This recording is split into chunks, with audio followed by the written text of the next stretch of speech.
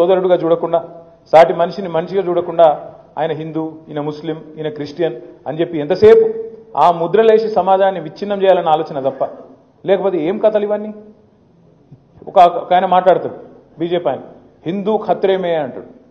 ఏది హిందువులట ప్రమాదంలో ఉన్నారట, హిందూ ఖత్రేమే హే అంటే నాకు ఒకటి అర్థం కాలేదు.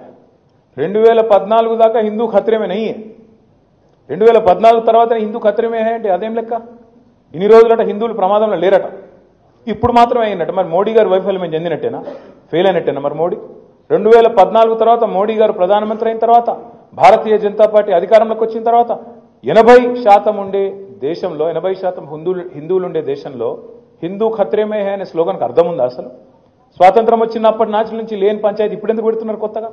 ఎందుకంటే వాళ్ళ సలిమంటల్లో వాళ్ళు సలిగాచుకున్నందుకు దేశాన్ని విడగొట్టి ఇచ్చగొట్టి ఖచ్చితంగా వాళ్ళ రాజకీయం కోసం తప్ప చేసిన ఒక్క మంచి పని మీద ఓటు అడుగుమని అడగని భారతీయ జనతా పార్టీ నాయకుని. ఏ ఒక్క భారతీయ జనతా పార్టీ నాయకుడైనా ఓట్లు అడిగేటప్పుడు నేను ఒక 5 పదాలు చెప్తా: హిందూ, ముస్లిం, పాకిస్తాన్, జై శ్రీరామ్, మోడీ. ఈ 5 పదాలు చెప్పకుండా ఓటు అడిగేటోడు ఎవడన్నా ఉన్నాడా? నేను ఈ పని చేసిన కాబట్టి నాకు ఓటేయండి అని చెప్పే పరిస్థితి ఉందా?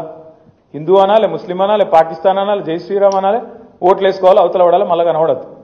ఇది తప్ప 11 ఏళ్లలో భారతీయ జనతా పార్టీ మనకు చేసింది ఏంది ఆలోచించండి. ఇంకొక మాట కూడా నేను అడుగుతా ఉన్నా, మీరు జాగ్రత్తగా ఆలోచించండి. ఇలా తెలంగాణకు సంబంధించినంత వరకు ఇద్దరు కూడా శత్రువులే, 2 జాతీయ పార్టీలు, 2 ఢిల్లీ పార్టీలు శత్రువులే.